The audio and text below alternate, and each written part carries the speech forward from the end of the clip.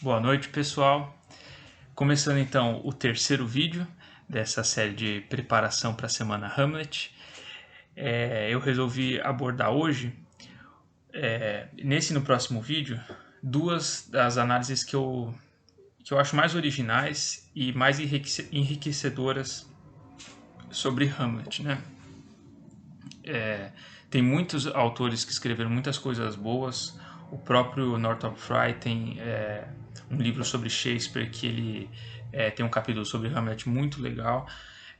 Mas são análises mais despretensiosas, né? Diferente do Girard que eu vou abordar hoje, do Links, que são análises muito focadas em um aspecto da peça e em busca de interpretar todo o resto a partir desse aspecto, né? É claro que isso pode reduzir por um lado, né, se você ficar só nisso, mas para nós que estamos vendo vários, né, e tentando entender a obra como um todo, eles são muito férteis assim, né? É muito interessante ver como que eles conseguem tirar dali, né, tanta coisa, né? Bom, o foco do Girard é a questão da vingança, né? Porque não sei se todos conhecem, né, a teoria do desejo mimético, do bode expiatório e desse mecanismo de sacrifícios para se restabelecer a ordem social, né? Não é tão um primeiro momento não é tão complexo assim, né? Essa teoria, aliás, é algo bem perceptível assim, né? E que é fácil de a gente perceber como funciona e, e que nessa peça uma particularidade muito grande, que é como se Hamlet revelasse esse esquema. Né?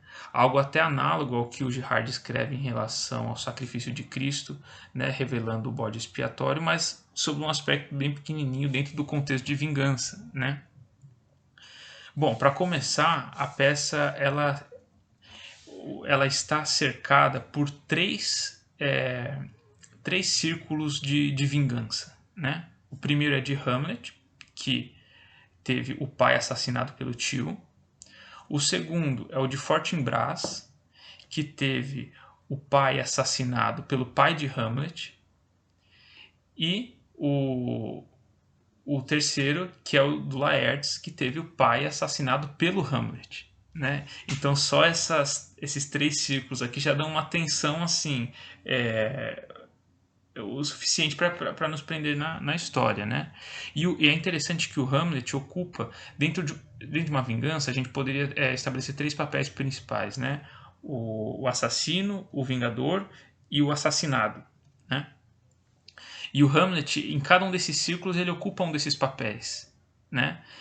Dentro da sua própria história, né? Ele é o vingador do pai. Dentro da história do Laertes, ele é o assassino do pai de Laertes. E dentro do Fortinbras, ele é quem deveria ser assassinado para Fortinbras ser vingado, já que os dois pais já morreram, né? Então, o Hamlet está nessa encruzilhada, e essa encruzilhada que não só essa, como a própria situação dele, de o que fazer em relação ao assassinato do meu tio. Eu preciso matá-lo, mas eu não posso chegar matando o meu tio sem falando que um fantasma falou que ele matou meu, né, que ele matou meu pai. O fantasma do meu pai falando isso pra mim. Vão achar que é loucura, que não tem sentido, o reino vai entrar numa discórdia ainda maior, eu não vou conseguir cumprir meu objetivo de restabelecer a ordem, né? E eu preciso provar isso, mas provar para mim não adianta, os outros têm que saber isso também. Então, além de ele não saber se matar ou não matar o rei é uma possibilidade, ele não sabe nem ele se vê encurralado, inclusive pela possibilidade de se matar. Né? Então ele não pode nem matar o rei, nem se matar e nem deixar de matar. Ele está num beco sem saída. Né? E é justamente esse beco sem saída que faz o Hamlet transcender para um nível superior de observação. É como se ele começasse a observar a história de um ponto de vista maior, né? Ele começa no meio das intrigas, ele começa falando assim: maldita sina que me fez nascer um dia para consertar, né, o tempo que está fora do eixo. Ele vê a podridão da Dinamarca, ele vê aquilo tudo e ele fala assim: eu fui chamado para resolver isso, né? Eu não queria, eu não sei como, não tenho o que eu fazer. Só que ele vai, por causa desse salto, né, de reflexão, essa busca que ele tem pela verdade, ele vai transformando isso dentro dele como um caminho que vai culminar lá no bom, prontidão é tudo. Não adianta mais eu fugir, apesar de eu não ter escapatória, e justamente por causa disso eu não posso fugir, né? Então, o que o Girard começa apontando na análise dele é justamente que Hamlet, sendo uma peça do gênero de vingança, né, uma peça do gênero de tragédia de vingança, inaugurado pelo Thomas Kyd com a tragédia espanhola, enfim, um gênero que vingou muito ali na época, né? Aliás, basta você ver a história dos reis da Inglaterra, que o próprio Shakespeare relata, né? Cheia de vinganças, isso daí era um tema popular na época, e Shakespeare escreve a maior tragédia de vingança, né? Que fica o grande clássico, só que onde o Vingador não está confortável no seu papel, né? Ele está incomodado e ele como que como uma tragédia de vingança que questiona a vingança. Tem algo de parecido com Cervantes, né, no Don Quixote, que é um romance de cavalaria sobre romances de cavalaria, né? É um meta-teatro ali no Hamlet, é uma meta-vingança, né?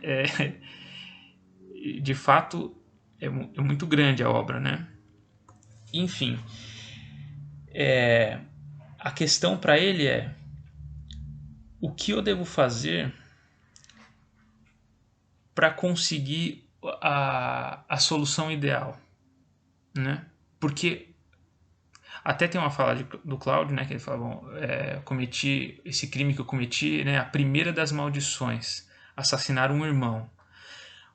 É como se o rei Cláudio estivesse conectando o crime dele com Adão e Eva, né? E depois com Caim e Abel, assim, ou seja, o que está em jogo ali, o que levou a Dinamarca a tal degradação é algo muito anterior, que matar o rei Cláudio não vai solucionar, né? E diante disso que o Hamlet se confronta, né?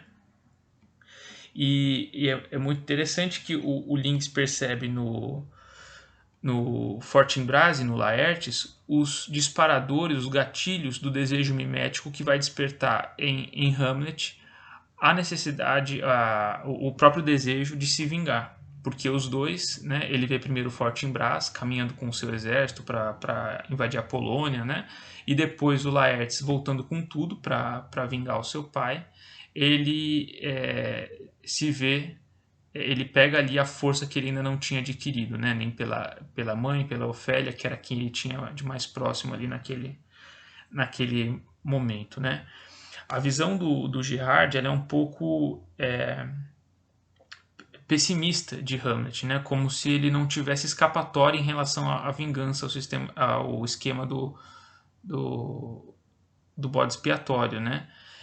E é muito interessante que no próximo vídeo que eu vou fazer sobre a análise do Lynx, ele tem uma percepção totalmente oposta, né? Do Hamlet em ascensão.